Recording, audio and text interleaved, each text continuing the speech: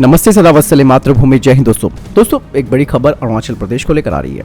दरअसल अरुणाचल प्रदेश में अब काफी कुछ बड़ा होने जा रहा है और इसकी तैयारी शुरू हो चुकी है, क्योंकि मैंने आपको डिफेंस अपडेट में भी बताया था कि चाइना का अगला टारगेट अरुणाचल प्रदेश होगा।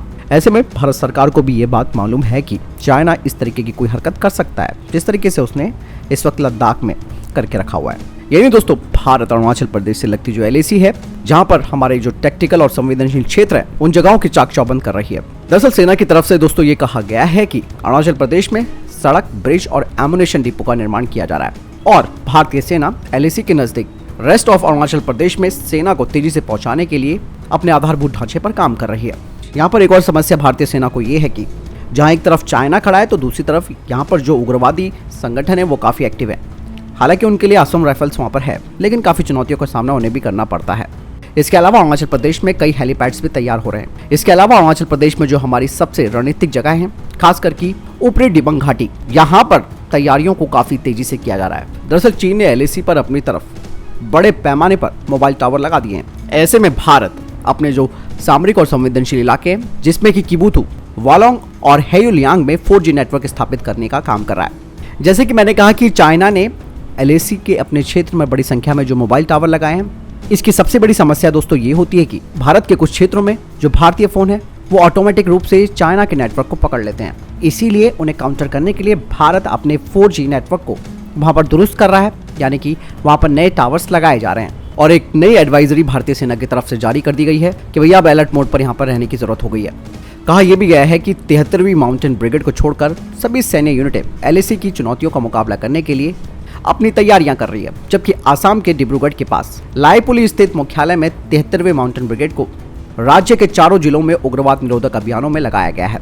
जैसे कि मैंने कहा ना कि उग्रवादी संगठन यहाँ पे सबसे ज्यादा एक्टिव है। ऐसे में असम राइफल के साथ जो माउंटेन ब्रिगेड है वो काम करेगी। और सबसे खास बात यह कि भारतीय वायुसेना अपने लैंडिंग ग्राउंड की क्षमताओं को यहाँ पर बढ़ा रही है। भारतीय सेना का मानना है कि जिस तरीके से चाइना बुनियादी ढांचों में तेजी ला रहा है, हम ठीक उसी तरीके से वही काम कर रहे हैं जो चाइना LAC पर कर रहा है। इसके अलावा जो बॉर्डर एरिया में जो गांव हैं वो बहुत महत्वपूर्ण भूमिका निभाते हैं। इसीलिए ये जो सीमावर्ती गांव हैं उनमें भी बुनियादी ढांचों को बढ़ाने पर काम किया जा रहा है। और कहा यह भी गया है कि भारतीय सेना ने अपने जीवंत ग्राम प्रोग्राम के तहत अरुणाचल प्रदेश के 5 जिलों के 990 गाँवों की पहचान की है।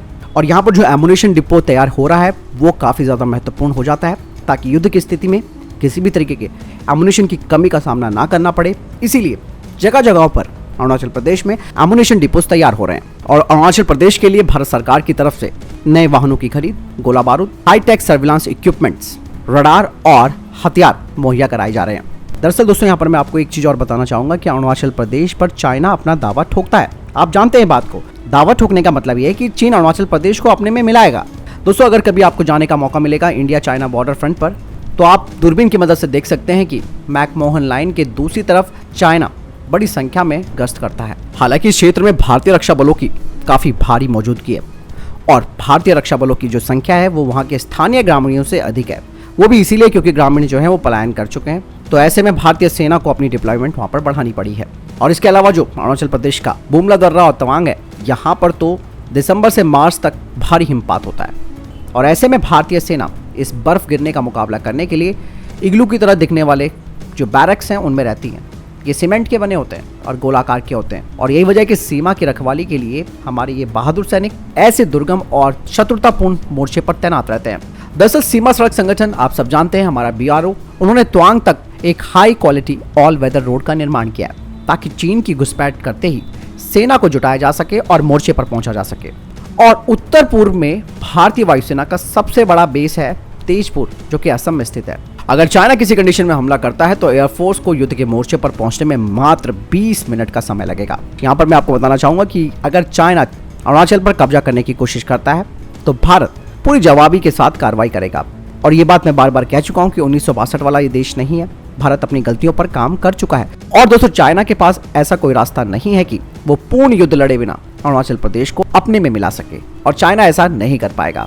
भले ही हम 62 की लड़ाई हार गए थे, लेकिन चीन ने दोबारा 1967 में यानी कि 1967 में भारत पर आक्रमण किया और उस दौरान भारत ने इन चीनियों को जबरदस्त तरीके से पीटा। लेकिन यहाँ पर एक चीज और है, बहुत कम लोग इस बारे में भी जानते हैं कि 1967 में चीन के खिलाफ सिक्किम की लड़ाई में भारत ने जीत हासिल की थी। दिक्कत यह है ना कि हमारी जो स्कूल की किताबें हैं उसमें चाइना से भारत की हार के बारे में दिखाया जाता है, लेकिन किसी भी पुस्तक में ये नहीं लिखा गया कि हमने भी इन चीनियों को अच्छी तरीके से सबक सिखाया था और 1967 की जो जंग थी वो जीती थी। इसके पीछे का कारण जो हमारे लेखक पत्रकार वो वामपंथी विचारधारा वाले हैं, इसीलिए हमें सावधान रहने की जरूरत है। चीनियों का मुकाबला अच्छी तरीके से भारतीय सेना कर सकती है।